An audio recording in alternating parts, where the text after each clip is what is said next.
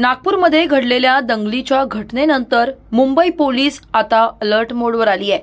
मुंबईच्या MIDC पोलिसांकडून मरोळ, माफकान नगर परिसरात संवेदनशील भागात करण्यात आले मॉक ड्रिल आणि रूट मार्च।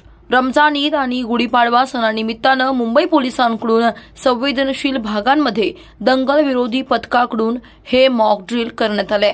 मुंबईच्या अंधेरी पूर्वेत MIDC आणि अंधेरी पोलिसांकडून संवेदनशील भाग मरोळ, माफखान परिसरात हे मॉक ड्रिल पार पडलं। तर या मॉक ड्रिलमध्ये अंधेरी आणि MIDC पोलिसांचे जवळपास 60 ते 70 पोलीस अधिकारी आणि कर्मचारी सोबत अग्निशमन दलाचे जवान देखील उपस्थित होते।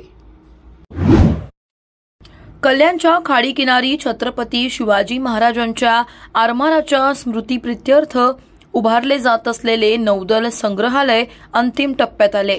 मात्र याच परिसरात उभारण्यात आलेल्या अजस्त्र होर्डिंगमुळे संग्रहालयाचे विद्रुपीकरण होत असून घाटकोपरसारख्या दुर्घटनेची भीती व्यक्त केली जात आहे।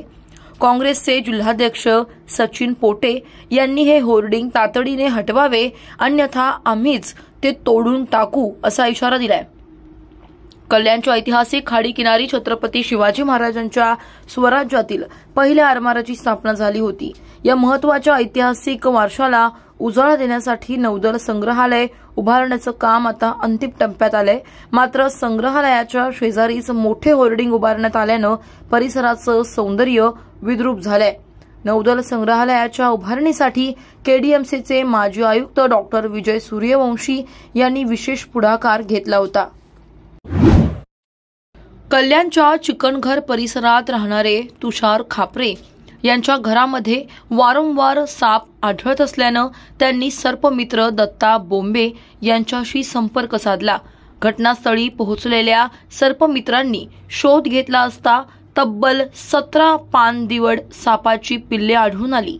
सर्पमित्र दत्ता बोंबे आणि निसर्ग मित्र नरेंद्र भिवंडीकर यांनी हे साप सुरक्षितरित्या पकडून शासकीय सोपस्कार पूर्ण करून योग्य पाणथळ ठिकाणी सोडले। तर पानदिवड हा बिनविषारी असला तरी तो चिडखोर स्वभावाचा असून त्याचा दंश झाल्यास धनुर्वातासारखी लक्षणे दिसून येतात।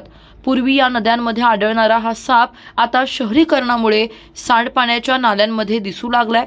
उन्हाळ्याच्या दिवसात असे साप थंड जागेच्या शोधात घरात परिसरात येतात।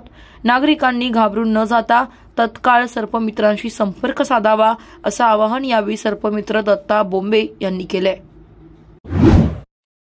मुंबईच्या मरीन ड्राईव्ह परिसरात भाजपची बॅनरबाजी सुरू आहे। मुंबईतील मरीन ड्राईव्ह परिसरात भाजपकडून मुख्यमंत्री देवेंद्र फडणवीस यांच्या स्वागतासाठी मोठ्या प्रमाणावर फलक लावण्यात आलेत। या बॅनरवर महाराष्ट्राच्या सर्वांगीण विकासाचे कर्तव्यनिष्ठ विकास पुरुष देवेंद्र भाऊ फडणवीस यांचे हार्दिक स्वागत असे लिहिण्यात आले असून भाजपा गटनेते आमदार प्रवीण दरेकर यांनी हे बॅनर लावलेत। ही बॅनरबाजी अचानक शहरात लागल्याने राजकीय वर्तुळात चर्चेला सुरुवात झाली आहे। आगामी महापालिका निवडणुकीच्या पार्श्वभूमीवर हा प्रचाराचा भाग असल्याचे बोलले जात आहे। तर मरीन ड्राईव्ह सारख्या महत्त्वाच्या ठिकाणी अशा प्रकारे बॅनरबाजी केल्याने या घटनेची सर्वत्र जोरदार चर्चा सुरू आहे। अमेरिकन अंतराळ संस्था नासाच्या अंतराळवीर सुनीता विल्यम्स आणि बुच विल्मोर अखेर 9 महिन्यानंतर पृथ्वीवर परतलेत। फ्लोरिडाच्या समुद्र किनाऱ्यावर त्यांचे यशस्वी लँडिंग झाले। इलॉन मस्क यांच्या स्पेसएक्सच्या ड्रॅगन यानाच्या सहाय्यानं पृथ्वीवर ते परतले।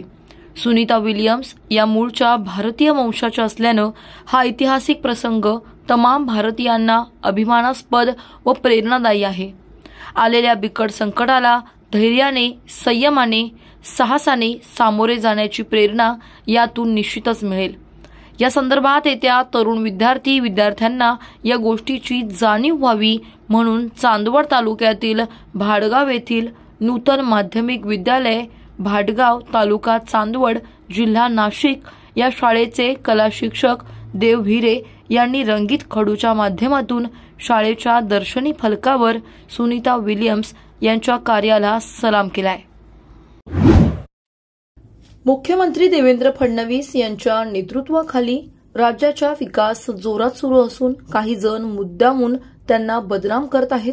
त्यामुळे धर्मांध लोकांच्या बोलण्यानं देवेंद्र फडणवीस यांची प्रतिमा मलिन होऊ शकत नाही असं स्पष्ट मत भिवंडी लोकसभेचे माजी खासदार कपिल पाटील यांनी व्यक्त केलं. महाराष्ट्र राज्य कबड्डी असोसिएशनच्या वतीनं ठाणे जिल्हा कबड्डी असोसिएशनच्या यजमानपदाखाली विश्वास सामाजिक संस्था व शारदा संकल्प प्रतिष्ठानच्या संयुक्त विद्यमाने आणि ठाणे महापालिकेच्या सहकार्याने मानाची 72वी पुरुष श्री कृष्ण करंडक व महिला गटासाठी स्वर्गवासी पार्वतीबाई चांडव चषक राज्य अजिंक्यपद निवड चाचणी मुख्यमंत्री चषक कबड्डी स्पर्धा 2025 ठाण्यात सुरू झाली आहे. ठाणे शहरातील कॅडबरी जंक्शन येथील JK केमिकल कंपनीच्या आवारात स्वर्गवासी अटल बिहारी वाजपेयी क्रीडा नगरीत मातीच्या 6 क्रीडांगणांवर कबड्डीचा थरार सुरू आहे. या स्पर्धेतील खेळाडूंना प्रोत्साहन देण्यासाठी कपिल पाटील यांनी सायंकाळी स्पर्धेला भेट दिली. तसेच यावेळी कपिल पाटील यांनी आयोजकांसह खेळाडूंचे देखील कौतुक केले.